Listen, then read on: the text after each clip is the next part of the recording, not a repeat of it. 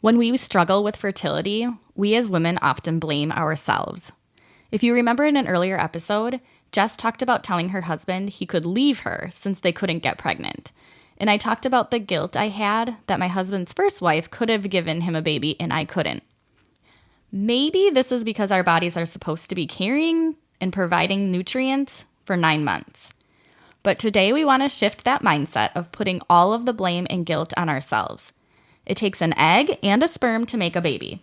A male has to be involved. And let's be real, males do have feelings too.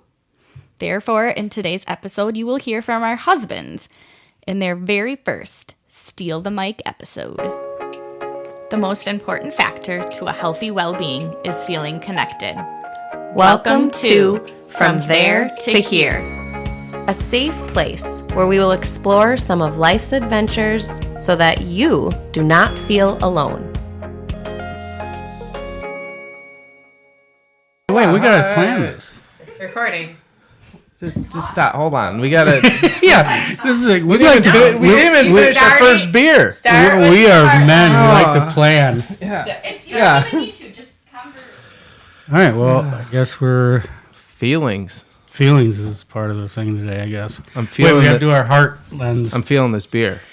Yes. So that is my what is it called? Heart lens. Heart lens for the day or week is being able to have a cold beer with a friend after work on a Friday. Cheers to that. Cheers. So, I guess kind of had the same one. So, boat is my other lens. Oh yeah, that's coming soon. Kind of scared to open it up and. Can't wait. It's gonna be All right, feelings. soon. Feelings.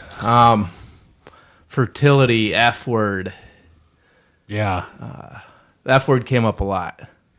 it definitely did. Yeah, and it's funny how that word was like big to them. Where, I mean, for me, I was like, okay, like I never really thought that as fertility. You know what I mean? 100%. Like as much as they thought about that word, I was like, okay, all right, that's a different way of looking at it. But I was always stuck on the point of a different F word, and that was the financials. exactly, That's where I got overwhelmed. I agree 100%. Like I think that's a man's thing to do is think of every situation that pops up financially. She got pissed when I'd always look it through that lens, and then it wasn't the emotional side. Yeah, and it's so funny to listen to the podcast because the much as they think about in a given day, it's just like, oh my God. But like men, I think, like me and Shannon's big thing was, I'm one of those people like, if I can't fix it, with money or with, effort, I don't dwell on it. I'm just move past it. It is what it is. I'm going to move on. I can't hold on to it. It's going to slow me down, drag me down. So I'm one of those guys that just move past and move on. And oh God, did that bother her? Because she wanted to dwell on it. Same. And I just couldn't sit there and dwell on it because I felt like I was slowing myself or holding myself back. And I wasn't emotional. You know what I mean? Like, I don't think we're very good at showing emotions in the first place compared to women, but I wasn't very emotional for her. The journey of it was, I never thought it'd go as long and as deep as it went. And, I know your story, you know ours. I thought it'd be IUI. Right, boom, done. Kids coming. Plan it a little more, hit the cycles, and be on your way. And then 7 years later. I do think, though, going through it made me and Shannon's marriage a lot stronger. Because we got to a point of, like, she was at a deep, dark spot. I wasn't willing to be there emotionally. Didn't know how to be there emotionally for her. So it got tough, you know what I mean? We were not getting along at sometimes, but getting through it, I think made us so much stronger. I would echo that. And I can definitely see how struggles like this send people on their own ways. Right. And like obviously both of our wives are the type of people that when something comes up, they like to talk about it. They want to get it off their chest or, and I'm just polar opposite. Like, I don't sit down and express my feelings and, you know what I mean, and talk things out like that. I guess I don't know if it's a guy thing or what. You don't know how to explain it. Right. And she wanted to do that like all the time. Like, what are you feeling? And I'm like, I'm nothing. I'm like, well, now I know do you listen to provide a solution, or do you just listen to provide support? I think I should have been smarter then too. Like you always say, women like just stare at them, like look at them and listen. That's all you got to do, But eventually you got to reply, So, but yeah, I mean, I think what she was needing was the support part, and I didn't know how to do it. You know what I mean? It was new to me, and like I said, it's something I was just like, support, it is what it is. Let's move forward. Giving shots. Yeah. Going to endless doctor visits together. Right. The adoption process, everything from fingerprints to background checks on you and your family and friends. Yeah, and I think, with Shannon, it was like this endless effort to find any way. So, like, it was what is it? You too? It was like there was only one solution. It was acupuncture, and then it was she's not going to eat gluten, and then it was chiropractor, and it just like was, and I'm like, my mindset's like, let's just relax, take a step back, and it was like, if this wasn't working, it was right on to the next thing. If somebody would tell her, oh, my friend went and did this, and it worked for her. That night I get home from work and it was, hey, we got to go do this, and I'm like, pivot. What? Like, and again, going back to the financial part of it, all those things cost money, and I'm just thinking financials, and it's hard to tell your wife no, and she's in that. You want the same thing, but at what cost do you draw the line? And honestly, when do you speak up? No, you're absolutely right. And we had that moment because the money we had spent to try didn't work. And then she wanted to go into the adopt. And I said, there's a point in time where we have to just accept what it is and live our life. We can't financially break ourselves so that we can't enjoy each other or go, And we had that conversation. That's actually what led us to the fostering, was because we had already spent, I don't know how much money, but the adoption part of it, which you know well about, isn't cheap either. And I was like, well, that's going to strap us, So the fostering was the part where you could foster, and then it works out, the state, kind of pays. And it worked out perfect for us because of, Brielle being my best friend's sister's daughter, so it was like family. So it was kind of like God's gift, like it was all almost planned out for us. But you're right. I mean, it's when you finally have to bring it up. You don't want to because it's going to set them off. But there's a point where you got to be like, okay, hold on here, And that happened with us with the chiropractor because there was another, whatever, $5,000. And I'm like, you just can't keep throwing money at the wall, And my thing was, maybe we just take a break, because it was years of just relentless effort. The time it hit us was a second fertility clinic, new eyes looking at all the charts, and I remembered, I think that's when the numbers broke through with not only myself, but with the wife of like, where's that money better spent? Right. And then at that point we said, should we even be doing this? Should we be messing with nature? Right. Are we meant to do something else? I remember we took a walk. I can tell you right where we were on our driveway when we said, let's pivot to adoption. Right. And that was, I think, a huge emotional point. Right. One, it was relief that I just said, okay, hey, it's roughly $25,000. Haha, that actually turned out right. not to be the case in our scenario, but I said, we can do that. So that was a big emotional, I think, lift of, we have a little more direction. We're shutting the door on this avenue, and we're going to go down this. But yeah, I didn't even know Jess didn't want, like their first podcast, like, since she was a little kid, she never even wanted to have a baby, so I never knew that. I was kind of terrified of her going to be pregnant. Yeah, I hear you. But I'll tell you, there's cravings. There's a lot. I did not know it was that strong. Yeah. So I think it all worked out. And that's kind of like, I don't want to say it, but I did. I just said, I'm not going to dwell on it. I'm going to keep moving because I can't hold myself up. I'm one of those people that think you drag yourself down if you dwell on something so long. And my thing is it'll all work out. Everything works out in the end. It's going to play its own chord. We just got to go for the ride, And she was complete opposite. She wanted to plan everything, sit on the couch and cry about it, and be emotional about it and look for every angle we could take.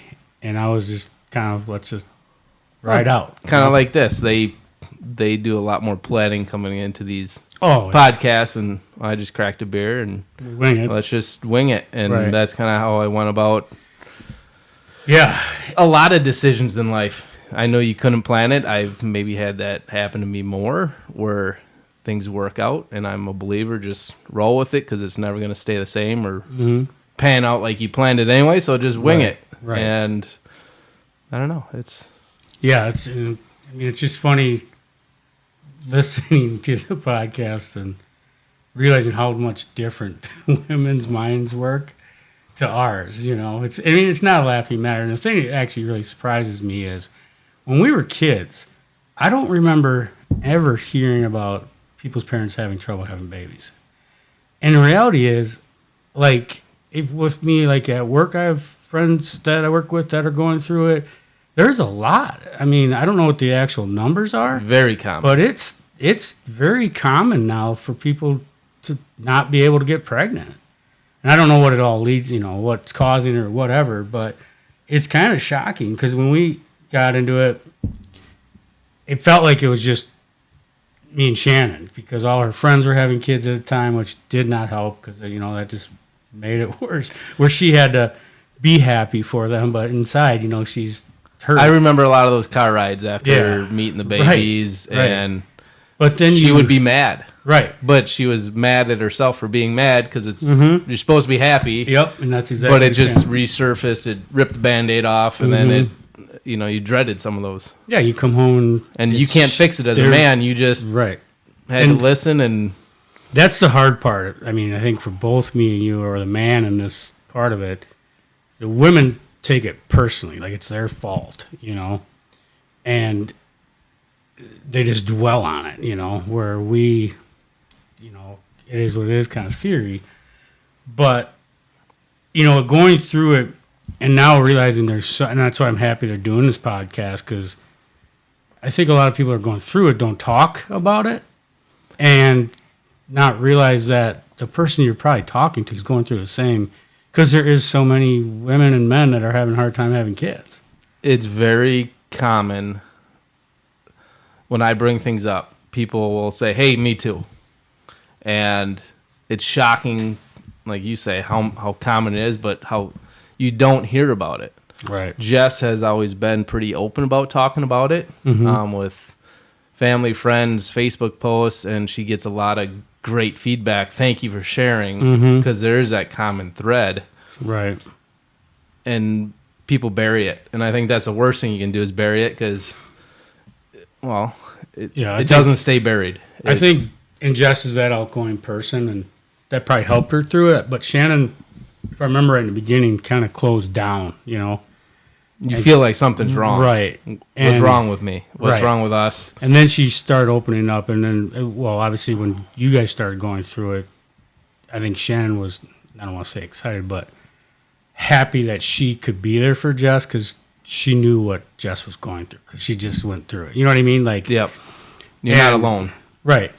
And the guys that I know that are going through it, at this present time, you just try to give them your advice. It's funny because you'd always hear, I remember one of the podcasts where, and her family would be like, oh, you just got to relax. It'll happen. You just tell your wife to relax. I'm sitting there, I'm sitting like 5 feet away going, oh, God, here we go.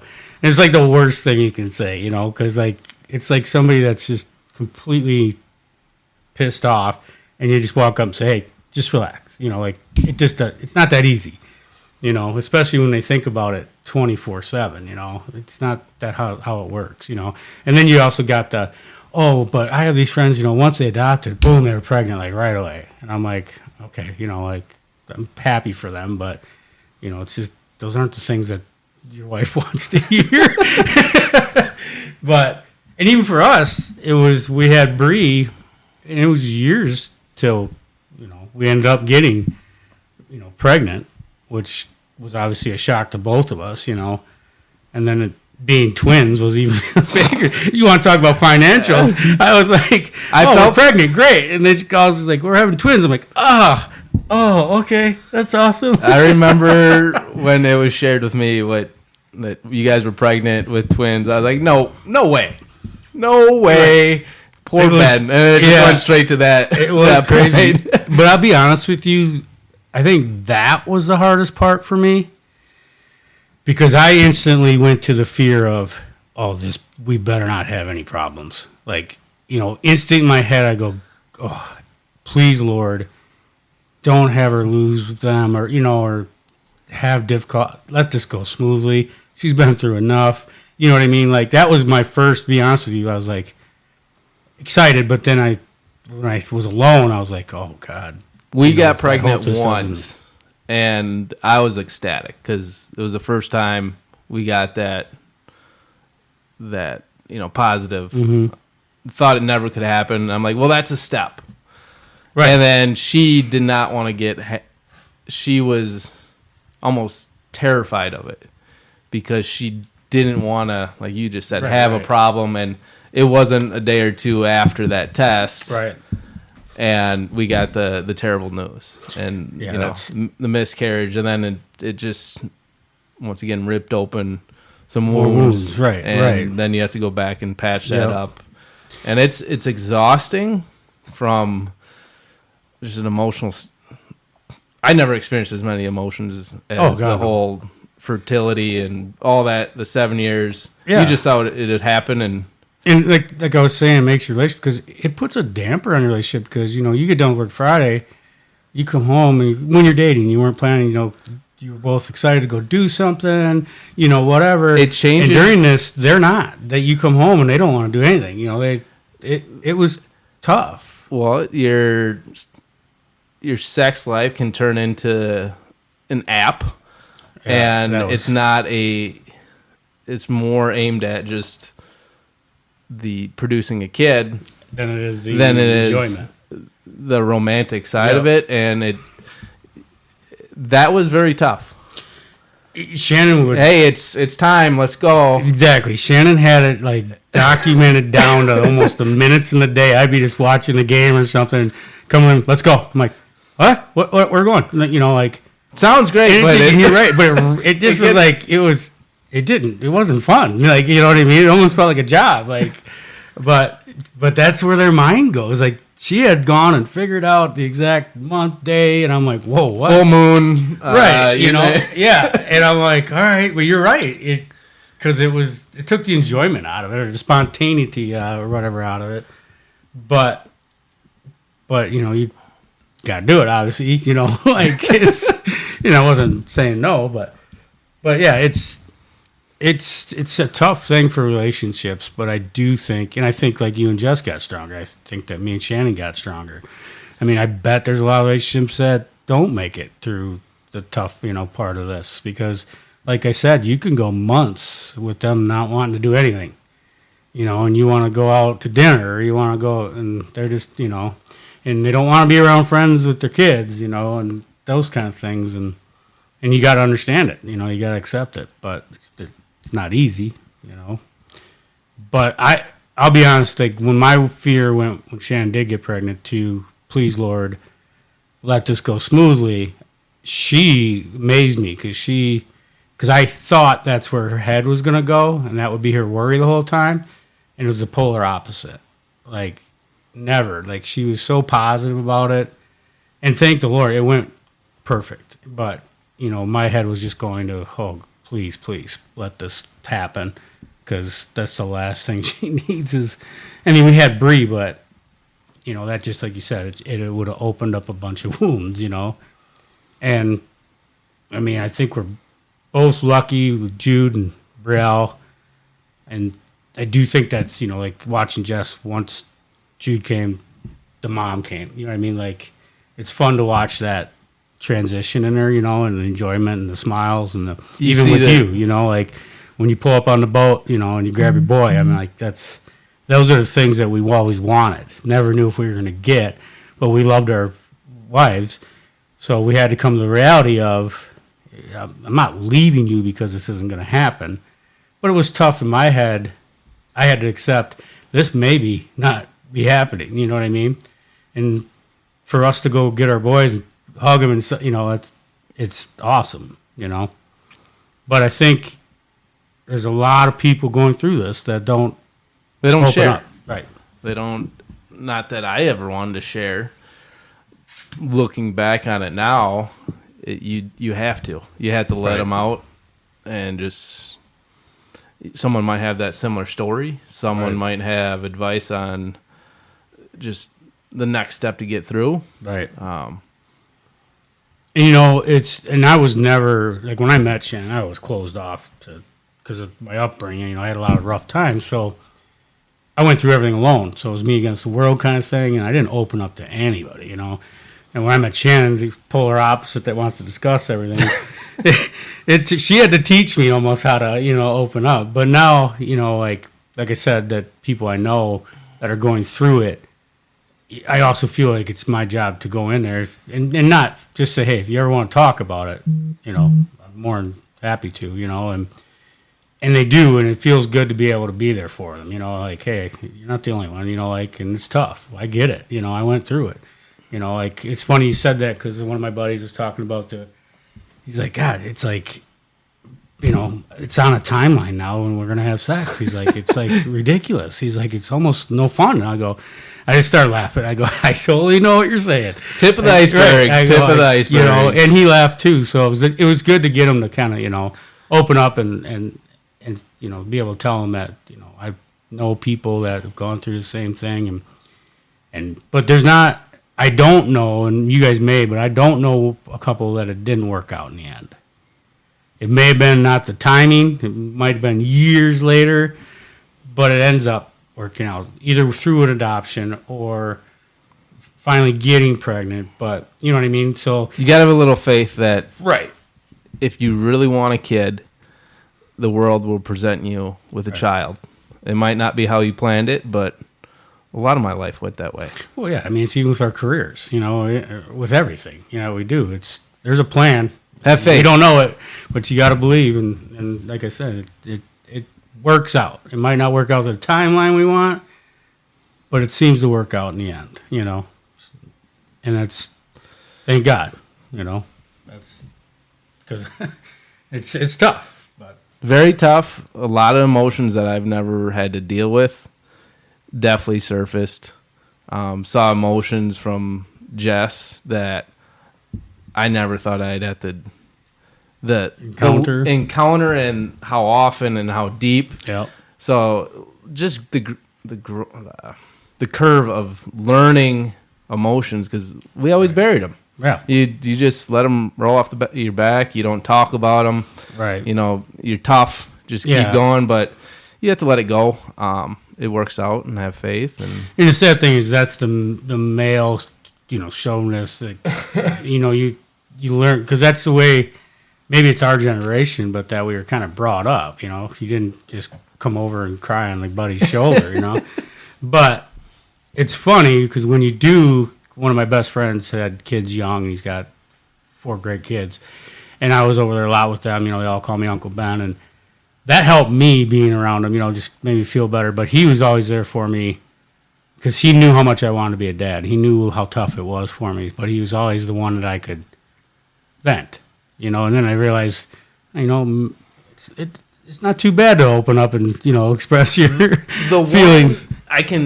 It was a fundraiser we had that was put together for us and raising money for either IVF, for adoption. We didn't know where it was going to go. And once the totals started coming in and the GoFundMe, which I wanted nothing to do with. Right. I didn't want to ask for help. and seeing the support roll in, Right. I cried. Yeah. I cried a lot, and I still tried to bury that. Well, me and Shannon even talked about it. I'm like, how amazing is that? Like, just to see all those people and all that support. Like, it's a good feeling. Support's there. You don't see it at the surface level all the time. Right. So that's why you have to share. You have to talk about it, get it out there, and the world will deliver. I completely agree. Now, explaining that to the women wasn't as easy, but, but no, I agree with you 110%, and it's kind of one of those things. It's like, there's a plan for everybody, You don't know what it is. They just want to be in charge. Right. Yeah, exactly. And I think that's the next episode or something. Probably. That's every episode. I guess we have to leave with a quote. The quote of the day. I don't know if we want to go their quote of the day. Yeah, There's something about emotions and farts, and you just got to let them out. Yeah. Apparently I got a lot of emotions. I guess our emotions come out in farts, I guess is what they were trying to tell us. But I don't a lot of hot air. I don't. Right. But quote of the day, I don't know, practice makes perfect. I don't know about that, but I wasn't going to use their quote, but we're not as well prepared for the quote, but I don't know. I'll go with practice makes perfect. Go with that too. All right. Or you could go with your high school quote. Yeah. Oh yeah. That was. If you're not going to go all the way, why go at all? Well, thanks for listening, guys. Be sure to tune in to the next podcast with the girls. And have a great day, great weekend. Enjoy the weather. Yeah. Thank you for listening and being a part of our community. Please follow us on Facebook and Instagram. If you'd like to connect, we can be reached at podcastfromtheretohere@gmail.com. We hope you continue on this journey with us.